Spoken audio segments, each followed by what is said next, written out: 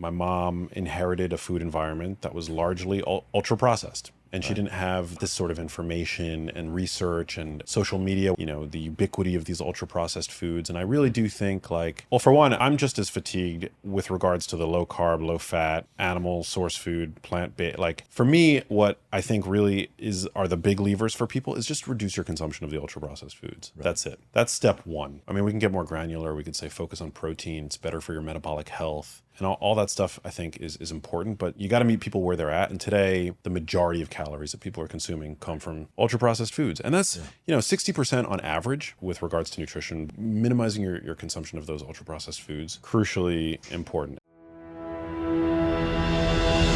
Welcome to Super Life with me, Darren O'Lean, a podcast where we explore, discover, and share solutions that promote a healthier life and a better world. Together, we'll ignite possibilities, inspire change, and build sovereignty, creating a roadmap towards a super life for you and for all.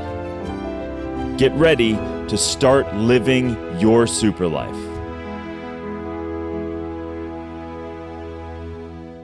Welcome. Thank you. Welcome to the show. Thank you, brother. Surf Report. Dude, this is this is the nicest view I've ever had while recording a podcast. Right? You're inspired by Mother Ocean right there. Yeah.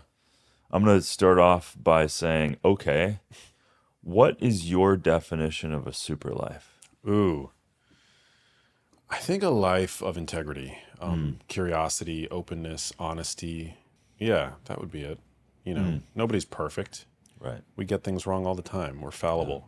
Yeah. But as long as you remain curious and open-minded and honest about your shortcomings, your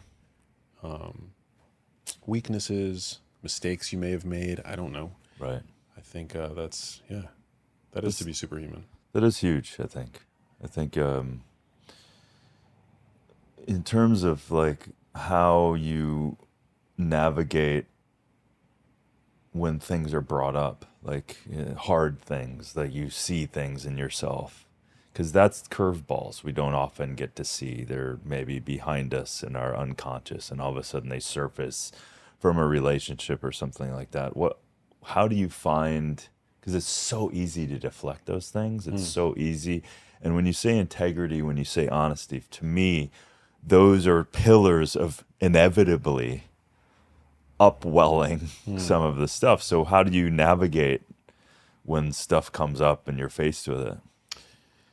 Yeah, I mean, I've seen quite a bit of adversity in my life. Not personally. I mean, I grew up very privileged, and there are many aspects of my life where I feel, I've been incredibly blessed, but I've also had a lot of hardship in terms of chronic illness within my family, and that's motivated my life's work, right? Obviously, but I don't think I think one of the things that separates me from others in our space is that I've really seen up close and personal very poor health, and poor health that felt in many ways random. My mom, as you know, was incredibly sick for many years. She had a form of dementia called Lewy body dementia, but she was a woman who was health conscious. My mom was affluent. She grew up in New York City, and she was struck at a very young age by this illness, and then ultimately she perished due to pancreatic cancer, which was just the worst, the most barbaric thing I'd ever seen in my life. Right.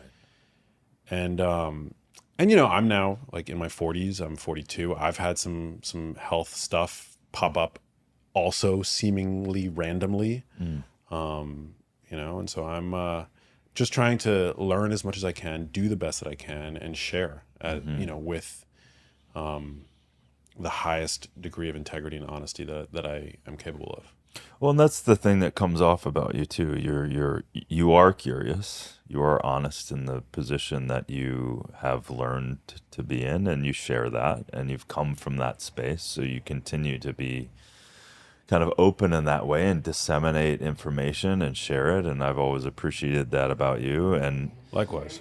And your mom in this documentary, is so touching. And I lost my dad, completely different stuff, but you start to, through your film, you can't help but to think of people who have passed, and our parents and our own challenges. And then you take this snapshot of your mom, quote unquote, living a fairly healthy life, but at the same time almost a victim of this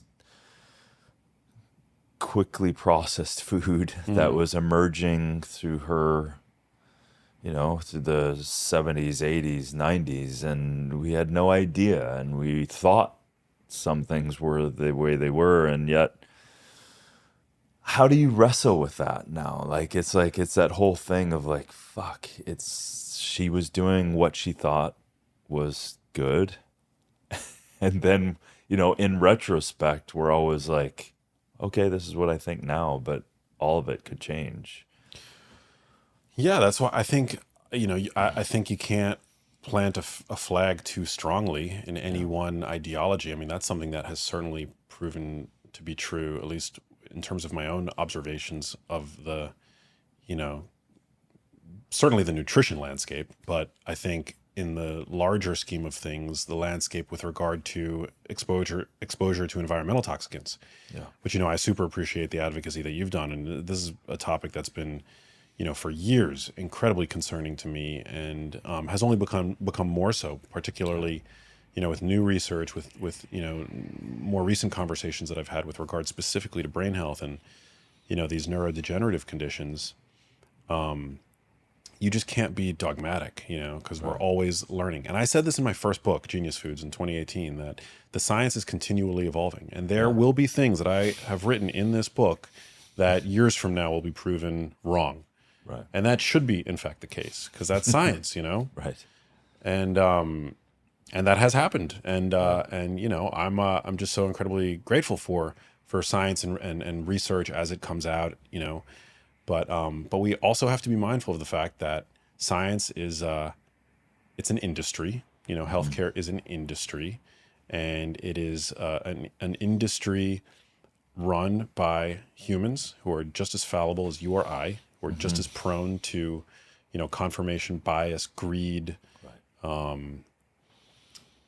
Dunning-Kruger, groupthink, and we see this all the time. I've certainly seen it with regards to Alzheimer's drug research. We see it regularly, in the field of these industrial toxicants, where we're just continually gaslit that like everything's fine, we're all going to be fine, It's just a little amount. It's just a little bit, It's not going to hurt you. Yeah. It's below the threshold, which is made up anyway. Made up anyway and derived from animal studies, right? Like the no observed adverse effects level, the NO. Excuse me, what? Yeah. Like what? These are determined in animal models, right? And extrapolated to humans, right? But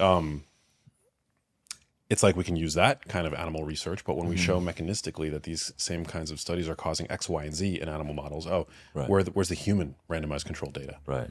So and then you talk about, the chemicalized kind of cacophony of all these things, and it's like nothing in the real world is remotely even close, because no interactions, even if anyone was deemed safe in a human, none are as they interact in the real world with the other thousands that you're slathering on, and you're endocrine disrupting from this one and that one, and maybe biologically you get rid of one but you're slathering on another, and so you're always under the burden. Yeah. And by the end of my mom's life, I mean, she was on 14 different pharmaceuticals. So, there's not a physician on planet Earth that can tell me how those 14 different pharmaceuticals were interacting in her system. Right. We don't even know how 2 of them were.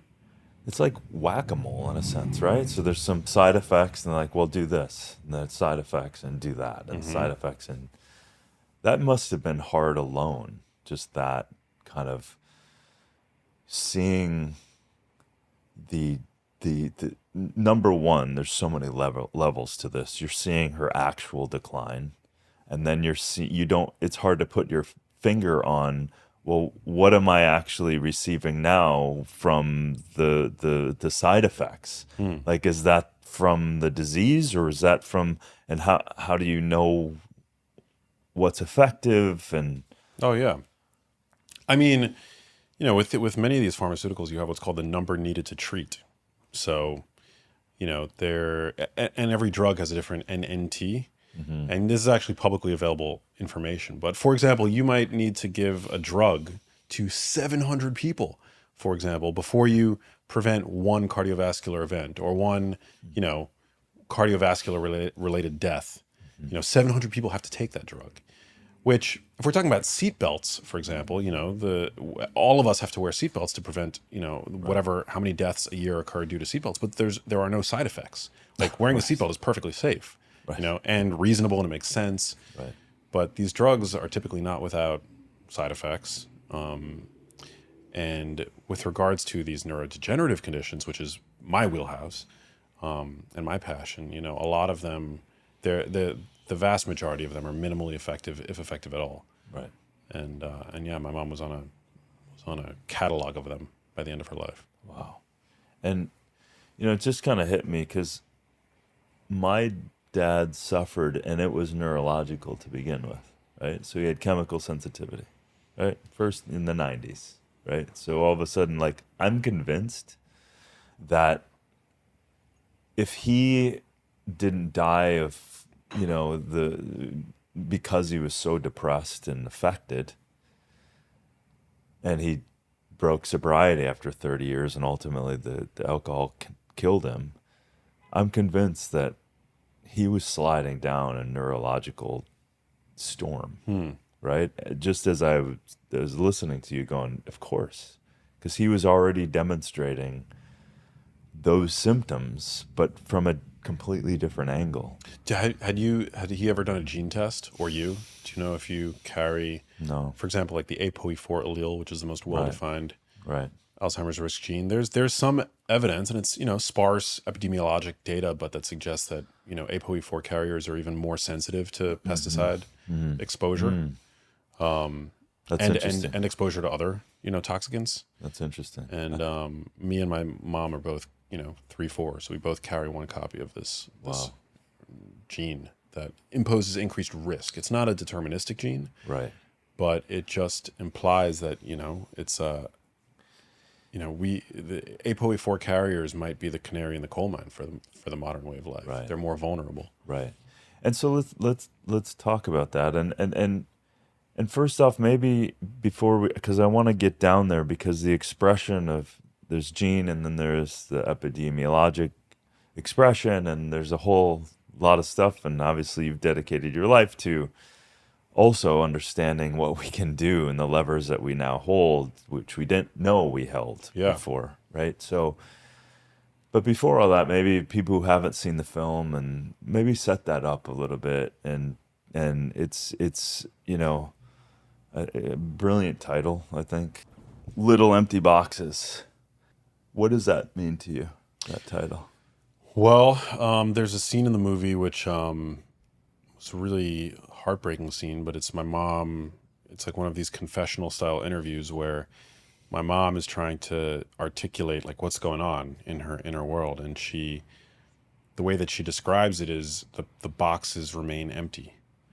And I didn't appreciate the significance of that as I was recording the interview, but it's just such a powerful moment in the film. And my mom passed away in 2018, and so she never got to see the finished result, obviously. But we thought, and this was actually my co-director's idea, actually, was what if we could let Kathy, my mom, name the film?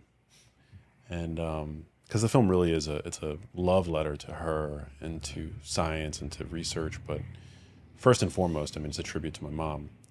And so we decided to name the film Little Empty Boxes, because that's how she describes this the entirety of her experience with dementia. And we thought that was a beautiful way to title it. It had a working title before Little Empty Boxes, which was always meant to be a working title, but I left it in the dust, and the intent was always to change it as the focus of the film kind of changed. And this is a project that's taken me 10 years, so it's kind of changed over time. Yeah.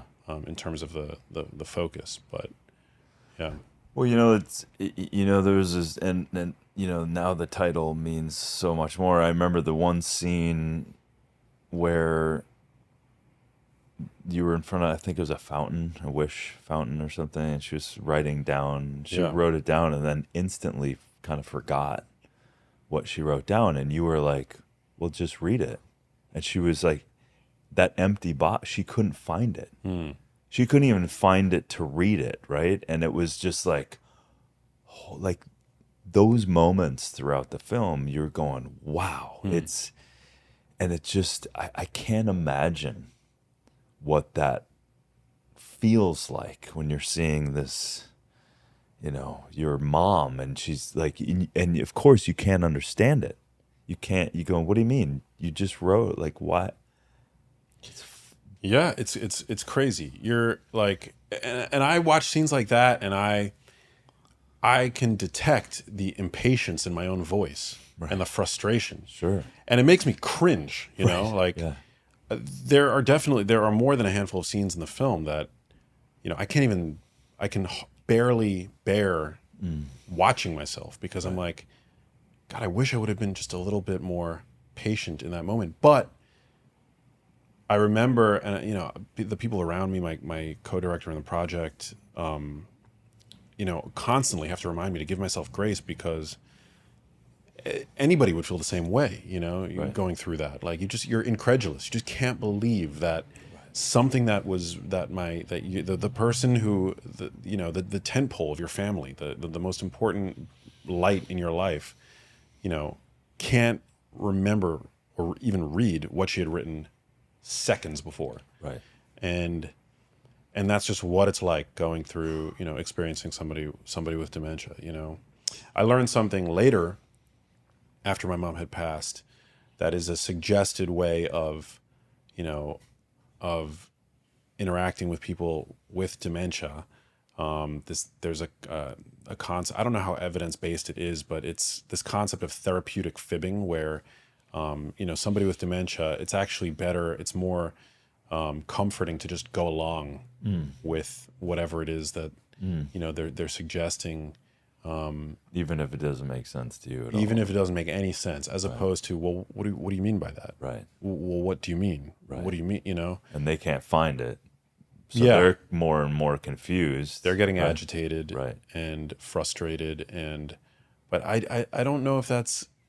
It's certainly not intuitive, and well, certainly not in that moment. No. And going back to the grace thing, like, you're wrestling with something in real time, in a moment where you can't. I could feel that too. It's like you can't get your head around. What do you mean you can't? It's hard to get that in that moment. Yeah. With understanding the disease over time, then you go, okay, well, these places that she can't access. You think they're trolling you. You Right. think they're trolling. That's what you know. It's like, Mom, really, you told me you were trying to open the bathroom door, but you were hanging onto the towel rack. Like, right? She goes, it wouldn't open. Wouldn't open. Yeah. Like, what do you mean? I just opened. Like, yeah. Clearly, you think that they're effing with you. Right. Especially because, I mean, like, in my experience, my mom was still young. She had all the pigment in her hair. Right. And I think there's a certain resignation that might occur when we have, grandparents with the condition. Right. There's a degree, I think, to a certain extent, we expect people who are very old to, be more inclined to slipping. Cognitively speaking, but with my mom, it was just, every moment was, more shocking than the last as it would progress, because she was still so young. Right. And that's part of what motivated the film, actually, because it was, first of all, incredibly traumatic obviously for me and my family to experience. But also I felt in many ways that my mom was somebody who was incredibly relatable to people across the age spectrum. Mm-hmm. And that in a way, my mom could be a person who really does, move the needle in this condition by allowing what it is that she's experiencing and going through to not be in vain, for her to, in a way, light a candle for so many others that are completely in the dark about these kinds of conditions. Yeah, you really, even though it's hard to like, I can't imagine how hard it is, but then to be able to watch it and go, I have a better sense, because it's almost something I don't want anyone to ever experience it. But then, as anything that's hard, sometimes you have to look, you have to lean into it in order for you to start to really understand it, right? And the film was a bridge to, for me, yeah, you hear of dementia and Alzheimer's. I haven't had it directly impact me. And so when you're watching those moments, you're like, fucking, I know you. So I'm like going, oh, fuck me. Just how gnarly. I guess it gave me a closer glimpse of how those empty boxes, she literally couldn't access them. Yeah. And I think that's around the time that we first met, right? Like, I think 2015, when I first started filming the project, deep in the throes of that with my mom, was the most difficult point in my life. And it was before anything. It was before my books. It was before the podcast, anything like that. I was just a scared son. I mean, a scared son with a camera, with media credentials and a journalistic background. So but you're like, yeah. But naked and afraid, just as, as we all would be.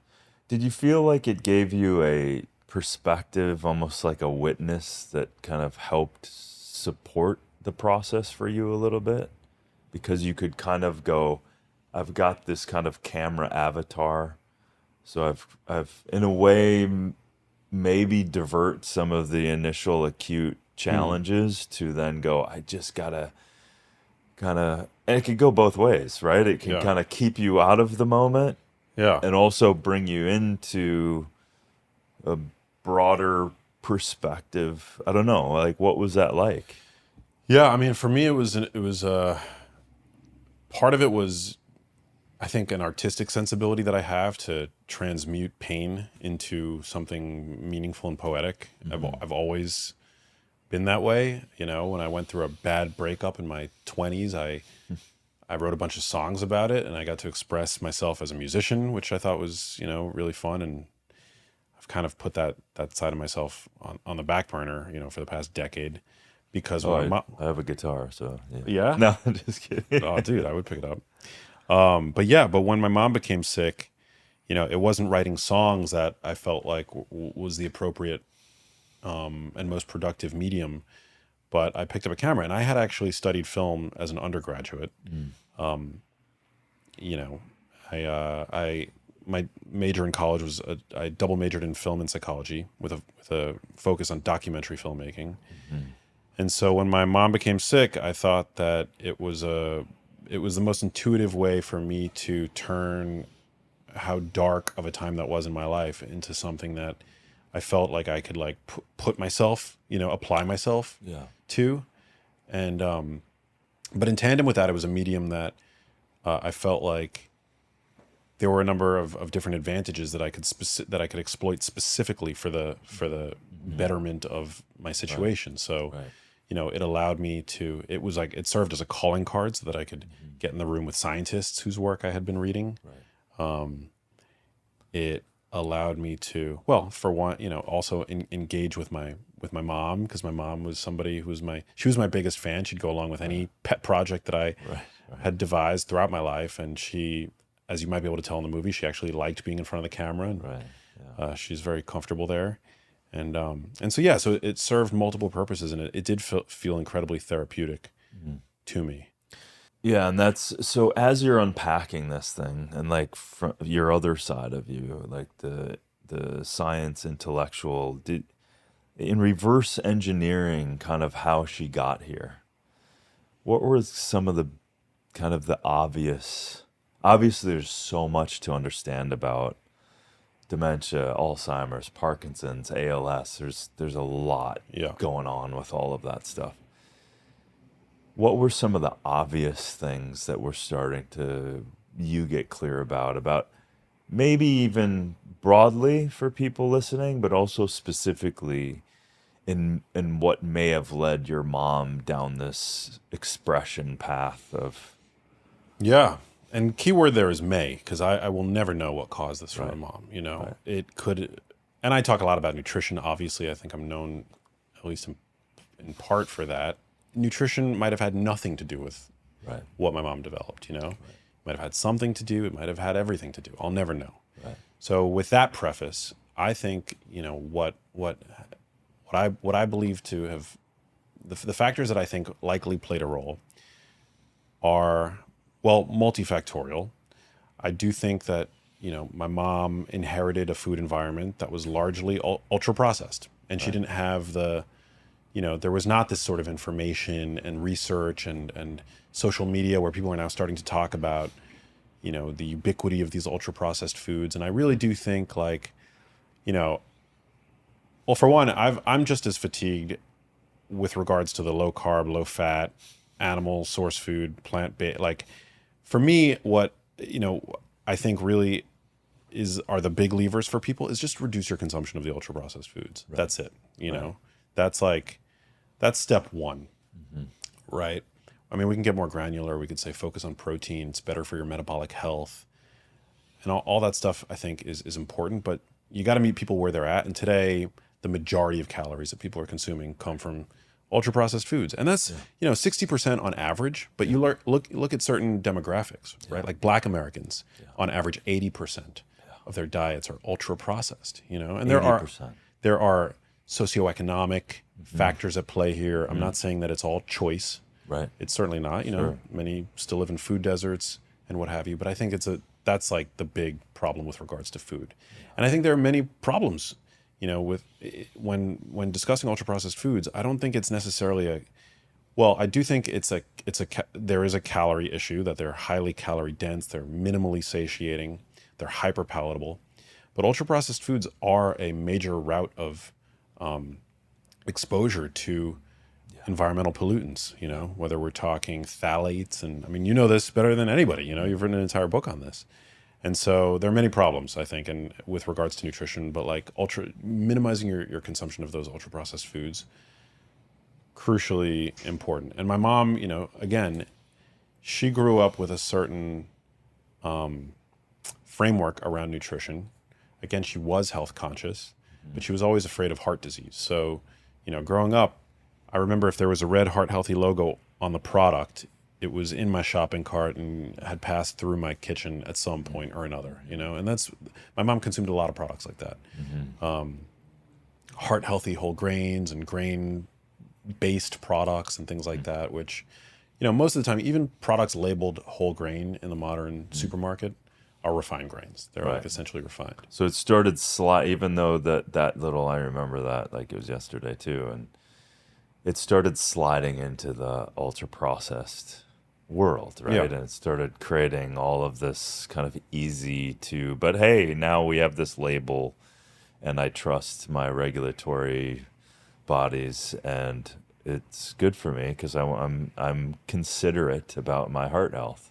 Yeah, I mean, the irony is that it's the ultra processed foods that are the most likely to have health claims, like front of package to make front of package health claims. It's so true. It's the biggest irony, right? Right.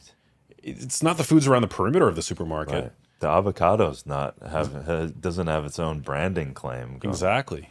Where are the health claims on the bushel of kale? Right. Yeah, sprouts.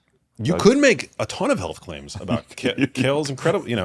I go to bat for kale because I think it's one of the healthiest dark leafy greens, rich in carotenoids, which we know are really supportive of eye and brain health.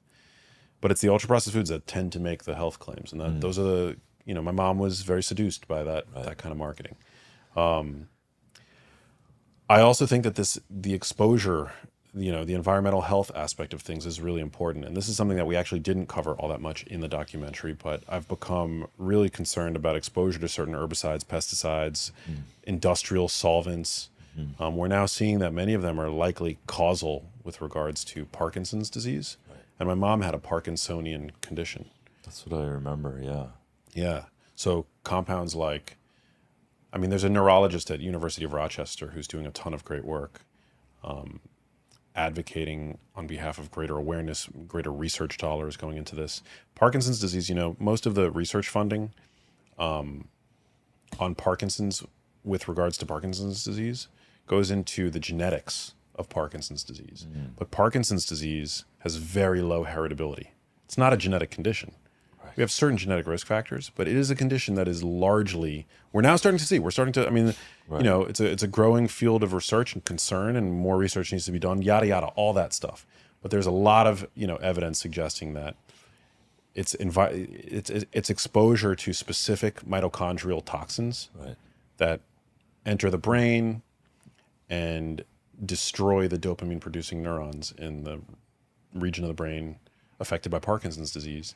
Trichloroethylene, perchloroethylene, certain right. Pesticides like paraquat, rotenone. I spoke at a conference recently called the Environment and Brain Symposium in DC. And there were lots of scientists and researchers there that were really, we need to sound this alarm. Right. Yeah, because it gets lost in this, like, okay, if it's genetic, let's focus on all of that stuff, Yeah. and then this invisible world that is surrounding us and in our food and in our products. It's so easy to flippantly, unless we actually look at it, we actually study it, and it's flipping all these tripwires, and that's where it gets. I agree with you. It's.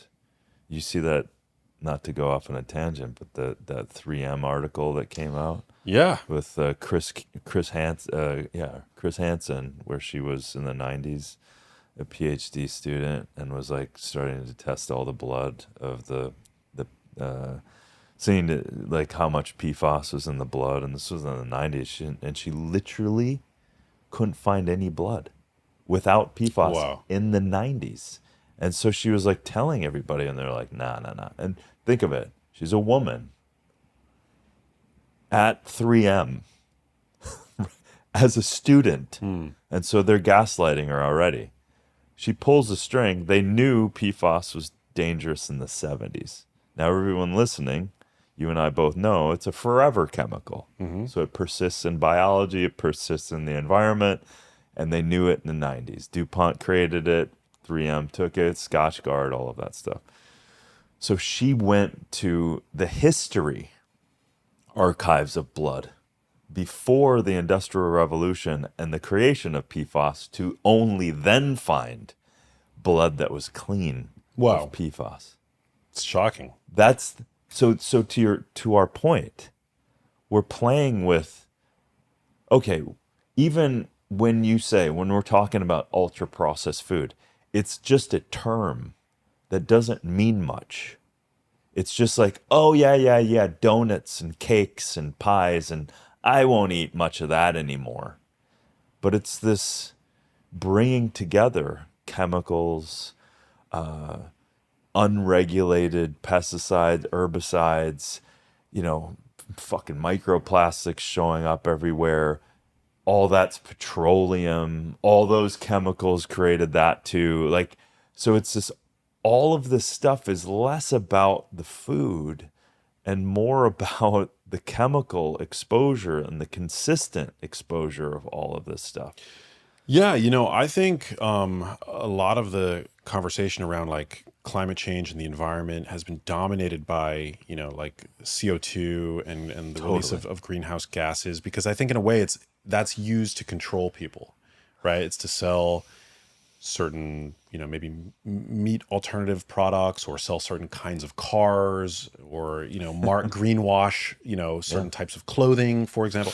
Like, and I think it's fine to have that conversation, but we've taken the focus away from what I think is a more pressing issue, and that is the fact that we are on a constant basis flooding the environment with these kinds of chemicals that are having a real profound human health impact. Yeah, I'm glad you said that, because when I was writing my book, I was like, oh, it's polluting my environment, my body, my biology, my skin, my hair, my heart, my whatever. And just by the nature of how it was created is polluting the earth. So it's the same as because it puts the focus on the individual and it takes the focus away from the corporations. Right? Exactly. So it goes into these bigger discussions when it's really climate change it's pollution. It's polluting us. It's polluting the world. And of course that has ramifications. We have not even the diagnostics to understand what the fuck it's doing to our bodies, which we were talking about earlier, let alone all of the ramifications. Everyone can understand when there's a clothing manufacturer that's used 8,000 chemicals to make your t-shirt and all that water's going into the river. Everyone and their brother can understand that that's pollution. And of course, it's going to kill the fish. It's going to kill the birds. It's going to kill the insects. It's going to hurt you. It's going to hurt everyone downstream. That's where the climate issue should be talking about. 100%. Because people like where I'm from, I say this to my brother. He's like, what are you talking about? Like, how does that, I'm working my ass off. Like, but if you describe it here, like if you don't use Roundup on your weeds because it goes in and and I can understand that, and that's dangerous, and it's okay, I'm not going to use that anymore. I can understand that. So now all of a sudden you start to grok the magnitude of that, but meeting people at that grounded level, right? And those, I agree, these big conversations of this stuff is like, you hang your flag on CO2. There's a lot of other really big problems going on. Yeah. So I passionately agree. Yeah, it's huge. I mean, this trichloroethylene compound, which is just one of many. I mean, small epidemiologic twin study has shown that its exposure is associated with a 500% increased risk for Parkinson's disease. Wow. They literally use these chemicals to create Parkinson's disease, Parkinson's models in animals. What? And it's still being... It's so effective at it. Yeah, it's so effective at creating Parkinsonism, and it's still being used to spot clean in dry cleaning applications. But up until the 70s, it was used as a medical product. It was used as an anesthetic for pregnant women. It was used to decaffeinate coffee. It's still today used as a metal degreaser. And people say, "Oh, it's safe," but it's really not. I mean, it's a toxin. It easily infiltrates groundwater. Right. It's a volatile organic compound, so it can easily evaporate. Sure. And they've shown that in people's homes who live close to dry cleaners that are still using this compound, it's a fat-soluble compound. They've identified trichloroethylene in butter and margarine in the refrigerators of people's homes that live nearby dry cleaners, and they're still using this compound. Jesus. Yeah, I mean, you know, if you need to routinely dry clean your clothing, at least go to a green dry cleaner. Right. You know, because the idea is maybe they're less likely to use these kinds of compounds. But ask. Yeah. Because it's, again, these conveniences, it's hard for people to, from an industrial standpoint, from a business standpoint, it's, unless there's pressure, people just keep doing the same shit. You want to hear something really nasty? Trichloroethylene was used up until, I believe, around the 70s as a solvent to extract vegetable oils. You know? Now we use hexane. Right, which is awesome. Yeah. Oh my God. So that's been replaced by hexane, which is still a neurotoxin. Yeah. Right? I'm not saying that there's hexane in vegetable oil, but pretty nasty that you've got to use a chemical like that, right, to produce a product that we're continually told is benign, if not healthy. Right. You know? So if we're looking at brain health, and you and I agree 1,000,000%, we have to avoid a bunch of shit. And we have to also include a bunch of stuff. What are your top things that you would avoid? I mean, top things you would start avoiding. We talked about, the ultra-processed food because they're riddled with the chemicals, pesticides, and herbicides. So you're getting rid of a lot. Yeah. than just shitty food, right? Yeah, well, I would say that. I would say, and there are lots of great people in the nutrition space, to gain a greater sense of what to reach for instead. I've written a book called Genius Foods, which details a lot of that. But the air pollution, I think I would say avoid excessive exposure to air pollution. I mean, it's a real concern. I don't even think, 10 years ago or even 5 years ago, if you would have asked me, I would have listed that. But I think it's certainly a growing concern. And as of 2020, it was finally acknowledged by Lancet as a modifiable risk factor for dementia, exposure to air pollution. So, I have a air purifier in my house. Yep. I don't care what brand you use, but I think making sure that the air that you're breathing, because the indoor air can be 10 times as polluted as outdoor air. It is, without a doubt. Because I did a whole thing on this, and it's true. It's like, and you don't think about it. Yeah, you don't. And now we talk about ultra processed food, but we've also created that same indoor cleaning products, formaldehyde and the fire retardants, dyes in the couches. Like all of that stuff is now in your indoor air quality. And so air filters are a must. Yeah. I learned this, I swear yesterday that, because I don't pretend to know everything. This is a constant, you're constantly learning how to undo and unravel, Totally. the harms and the damage that are imposed by modern life. And I participate in modern life. I'm not like a recluse or anything, but I think the more, when you know something, there's like no going back, Totally. which I think is so powerful. But anyway, if you have an HVAC system in your house, you can buy MERV rated Yes. Filters. I was basically buying whatever had the highest rating on Amazon. So I was buying a MERV 8 filter, which doesn't really filter all that much, actually, when you look at the MERV scale. And so I traded that for, I want to say it's like MERV 13, which is like, it didn't cost me any additional money, but it traps mold, it traps dust. A lot of dust, can actually harbor these endocrine disrupting chemicals. And stuff like that. So now I have a better filter in my HVAC system. I try to buy I certainly buy fragrance-free cleaning agents, for my home. Well, that's where a lot of that stuff gets, those are the real tricky ones. The fragrances and hidden. But I mean, they're relatively easy to avoid. Yeah. And when you encounter them in the wild, it's shocking how so many people just think that they're not just fine, but like how many people actually desire to be surrounded by a plume of synthetic fragrance. I know. Like I get into Ubers sometimes and they have like the pine tree air freshener. I leave. Or the Glade. I get out. I can't, I was in Austin, Texas, and there was like, I don't know, because people sweat more maybe. And every Uber, I was like, I put my head in going, sorry, dude. Like I turned down 4 in a row. Wow. Because unless I can stick my head out, but it was 110 degrees out. It's I also think that it's abusive. Yeah. Because it's so violating to my nose at this point. Well, here's the thing. I mean, this is not hypochondria, right? Like smells are particulate, and when you inhale something through your nose, it essentially has direct access to the brain. Yeah. Like it doesn't undergo what you inhale through your nose doesn't undergo the same sort of detoxification that an ingested compound might. Like an ingested compound, your liver detoxifies, many toxins on a routine basis, right? But a lot of the problem with a lot of these compounds that we inhale through our nose, they're easily able to bypass the blood-brain barrier, for sure. And that's like one of the primary concerns. For sure, yeah, and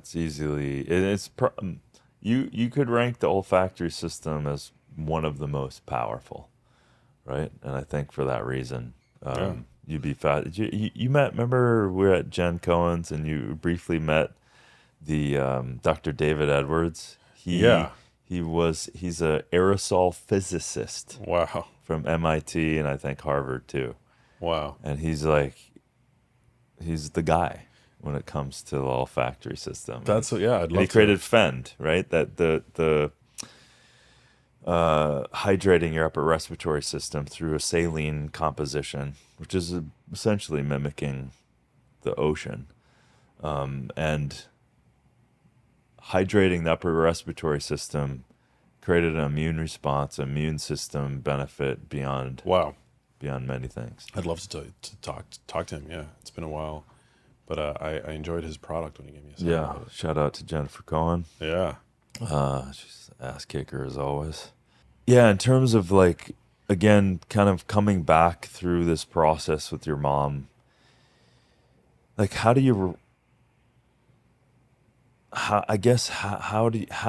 are you transmuting the process between, okay, it could be this, it could have been that.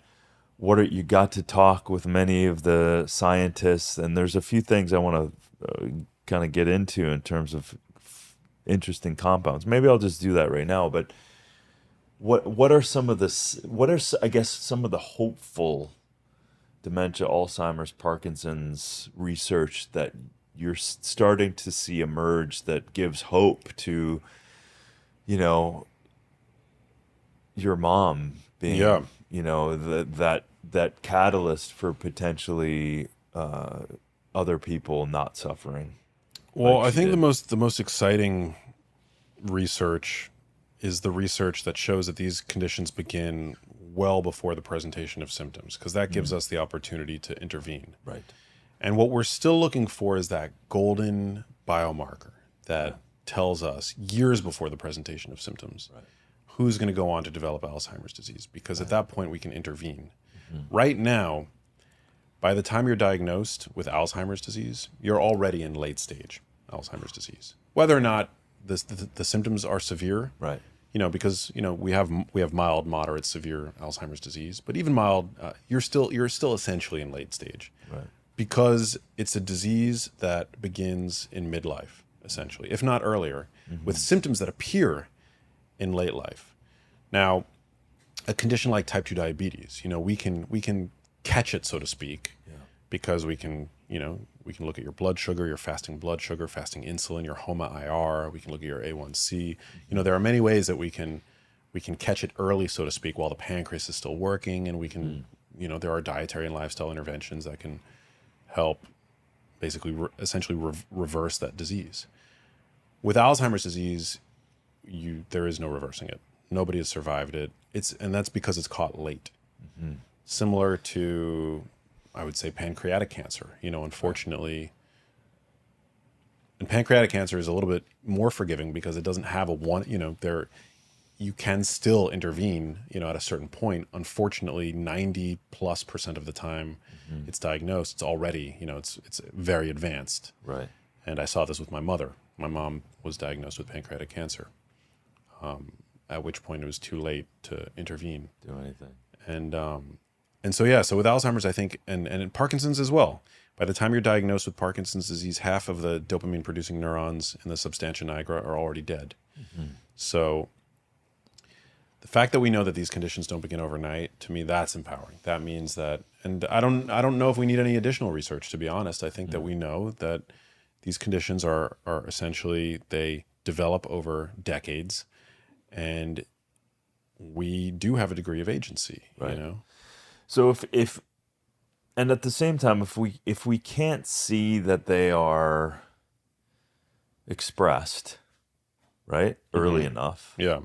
how do you create and at the same time, we know that we have a lot of agency. I don't know what the latest stat, but I remember at one point it was like 5% of Alzheimer's was deemed genetic and pretty, and then 95% it was like epidemiologic kind of, right? So whether that's changed up or down, I'm not sure, but it's like, we're such a silly human race in the sense that we won't change anything until it comes slamming in our face at the same time. So if we don't have markers to say, hey man, you're knocking on the door of Alzheimer's ahead of time enough, then all of a sudden, like, how do we put the impetus back on the person, go, hey man, like, if you keep doing this, you're probably going to get Alzheimer's. Yeah.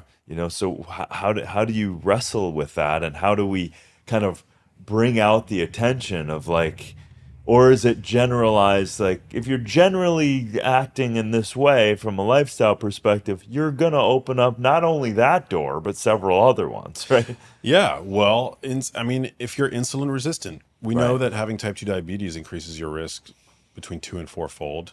Right. In fact, one of the hallmark characteristics of Alzheimer's disease is glucose hypometabolism. So basically a reduced ability to generate ATP from glucose. And that is strongly correlated with the degree of insulin resistance in the body. So the more insulin resistance, the more your brain is essentially starving for energy. Right. And so Starving for that glucose. at any age, you can ascertain your metabolic health. And I think that's really important, making sure that you're not obese. There are genetic influences, but it's certainly not a genetic condition. And insofar as you can be not obese, I think that's really important. Right. There's even, for people who have just struggled, with obesity. I've never been obese, so I'll never know what that struggle is like. But, they're now even starting to study, these GLP-1 agonists like Ozempic, as a way of potentially preventing. Oh, it scares the shit out of me. Yeah, The muscle loss thing is like, come on. I wouldn't take it, but certainly I'm empathetic to people who have exhausted all other avenues and can't seem to get their appetites under control. Right. And I have a family member who is currently taking it, and I wouldn't personally take it. I would try to obviously institute diet and lifestyle change first, but they have shown that, for people who take it, there's a reduction in cardiovascular events, and there seems to be a positive effect on brain health, because it was initially approved as an anti-diabetic medication. So it lowers blood sugar, right? It reduces cardiovascular risk factors. It increases insulin, which is not a fix. It's essentially a Band-Aid. But that might actually help improve cognitive function for people with Alzheimer's disease. They've done studies. Suzanne Kraft over at Wake Forest University was a pioneer and published on intranasal insulin as a way to improve cognitive function. And so I think as far as prevention, like not being obese is something that you can control, across the age spectrum. And then not having high blood pressure. That's another major one. Got it. And it is the kind of this high glucose type 3 diabetes kind of thing. Does that also go into Parkinson's, ALS? Is there correlations there, or is it mostly Alzheimer's, or does it touch on all of those? Do you know? It's mostly dementia, Alzheimer's disease. Yeah. I think that it's likely type 2 diabetes increases your risk for, A lot of stuff. pretty much every bad thing, limb amputation. It's really not good. So I would assume that there's a connection there, but I'm not familiar. There was years ago, there was a chief science officer of this company. This it's called Forza. And he reached out to me. He was had a huge career, and he was forced to retire. And he had Parkinson's, and he reached out to me. I don't know, 5 years ago at this point, and he goes, "I experienced no more symptoms of Parkinson's." And he was in like stage 4. I think there's stages of it, but he was severely shaking, and I go. Really? Like how? And so he's like, there's this compound that the Italian government worked very hard in. And Dr. Bruno, I forgot Bruno's last name, was the chief science officer there. And they worked on increasing osmotin in plants. And that's homologous, so exactly representative of adiponectin in the body, and adiponectin is a life marker of cellular health. And so they spent a decade increasing, and osmotin is naturally in all plants. They just made it more, they made higher concentrations in kiwi and I think pineapple leaves and Wow. kiwi. And so I was like, what? Like, I can't even understand this. So I started reading. So tons of studies out there. They have been reversing Parkinson's. And they went into a phase 2 trial of ALS, very positive with Alzheimer's and dementia. Again, we're not getting into the chemical derailment like you're saying, but at least it's looking very favorable. So, because I love, the power of what plant compounds can do and administered in a safe way. But Yeah. those are things I get excited about. Like when you can see this expression, and you can look it up, and I'll send you all the information. But Yeah. the osmotin and adiponectin relationship, and then a lot of trials on that stuff, and a lot of reversing. Yeah. No, I'd love to see that. I mean, I know with Parkinson's disease, exercise is crucial. There's actually interesting research on Tai Chi. Seems to be particularly beneficial. Is it like a stress maybe too, and movement at the same time? Yeah, it's like Yeah. a 1-2 punch. Yeah, but other than that, I mean, the drugs are more effective with like classical Parkinsonism. They were not very effective for my mom because she had Lewy body dementia, so the drugs are not as effective. But they're just biochemical band-aids. I mean, Yeah. Yeah. they're also like non-specific. Like you take Sinemet, which is the gold standard Parkinson's treatment. It's basically just supplemental dopamine, but it's non-specific. So when you take it, you see a temporary reprieve from symptoms, but there also seems to be increased risk of risky behavior in Parkinson's patients when they take the drug, because it's just boosting dopamine, so it creates It's like, this. woo! Yeah, Yeah. see an increase in gambling. I can fly. Yeah. Yeah. It's pretty crazy. Risky sex, who knows? Right. Wow. Yeah. So you're in the middle of doing all this press and stuff. Like, what if you were to extrapolate on what you can see now of potentially greatest expression of what you would like to see happen? Certainly as it relates to what inflicted your mom, what would you like to see happen in this space of Alzheimer's, dementia, Parkinson's? What's what really fires you up to make a change? How do you think, and what do you think we could do to significantly, if there was no rules and we could just implement massive change, what would that be? Man. Yeah, I mean, obviously, I would love a disease modifying drug treatment for patients who are suffering from it.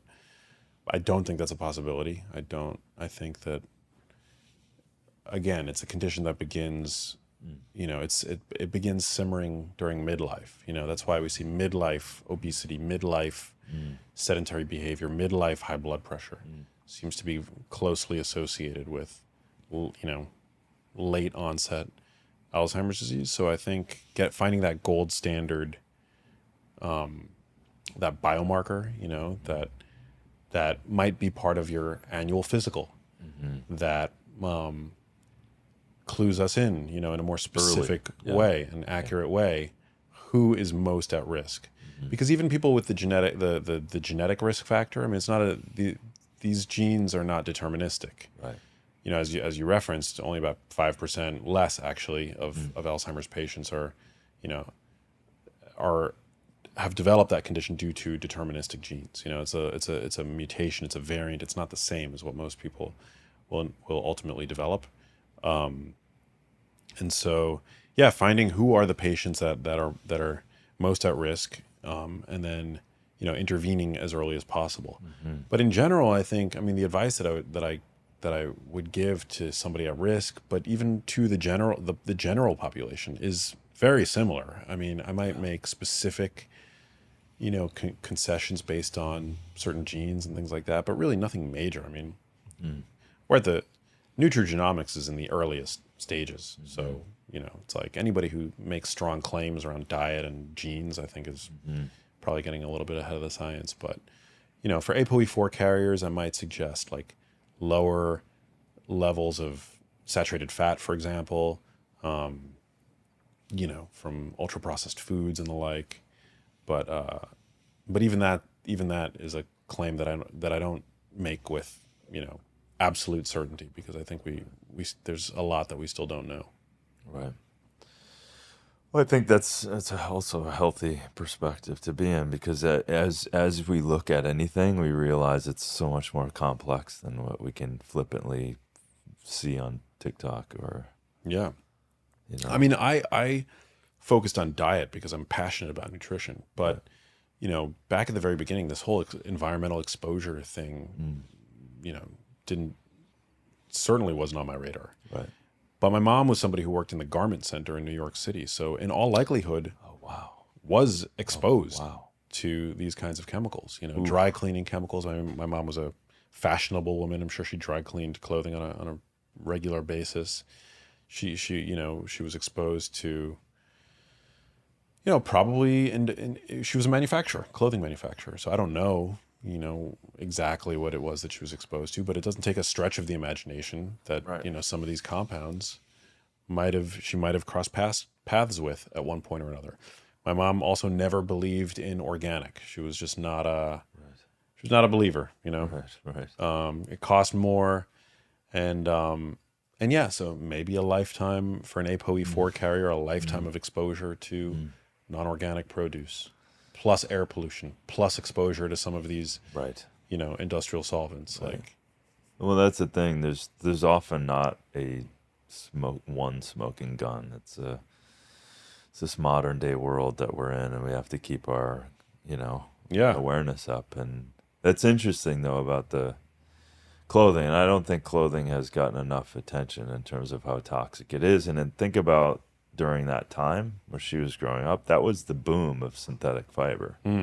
That was we are going to use petroleum and plastics and plasticizers and formaldehydes and azo dyes, and we are going to make the freaking 70s suits and 80s, and we're going to like spandex ourselves, and that was the boom. That was what everyone was using, and this stuff is absolutely, utterly toxic as hell. absolutely.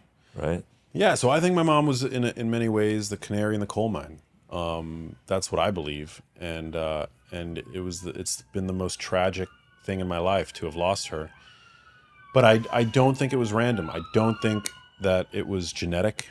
It would be too unusual. I don't think that it was genetic. Right. I think that it was a combination of bad luck and likely an exposure or exposures that did this of a lifetime to of her. stuff that she didn't know. That she didn't know. And she's a victim of the world that was created around her, to the point where many people who are struggling with their weight, it's not even quote unquote their fault. Yeah. Because they got exposed. Hell, maybe they got exposed in the womb, because that was back in the day. They're like that placental border is, the baby's always safe. The mom can do whatever she wants. And that completely is debunked too. So exactly. The Environmental Working Group identified 217 chemicals in most blood. of them carcinogenic already before they're even born. What the hell, man? Yeah, That's if that's not like, hello, McFly, hello.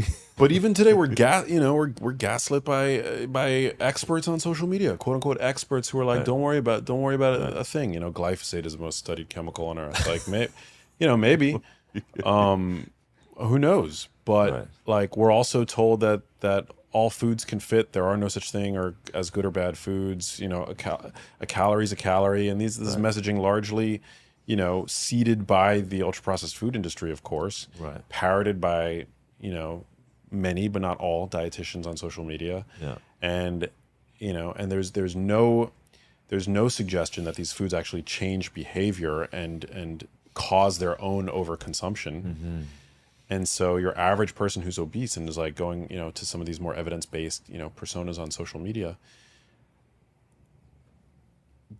they're not given the appropriate information. Right. They're not being given the appropriate information. Right.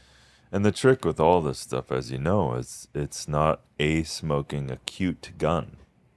It's exposure over time. Yeah. That's what got my dad too. Like, it's exposure over time. And all of a sudden you're like, what do you mean?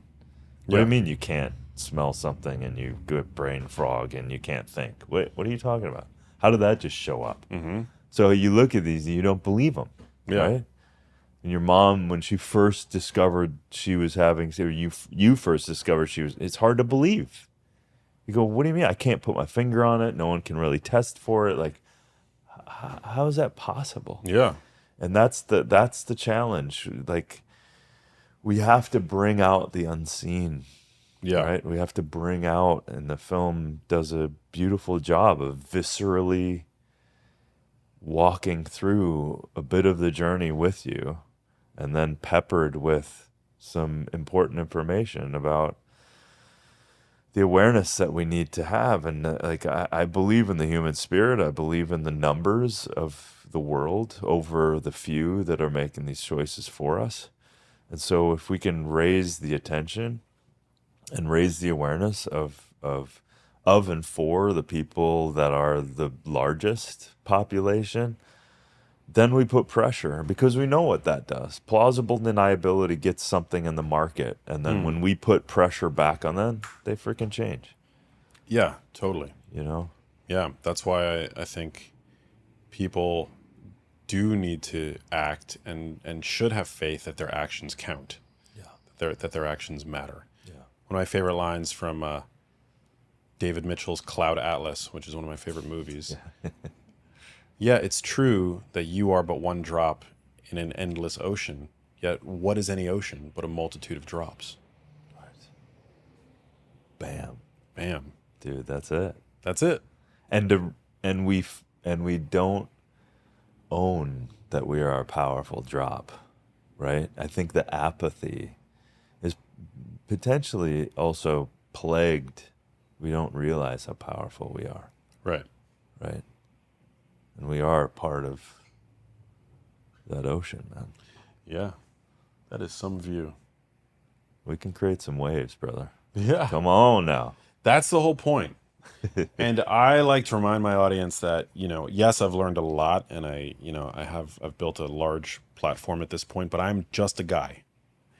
I'm a guy who, felt incredibly motivated by, sickness and losing the most important person in their life.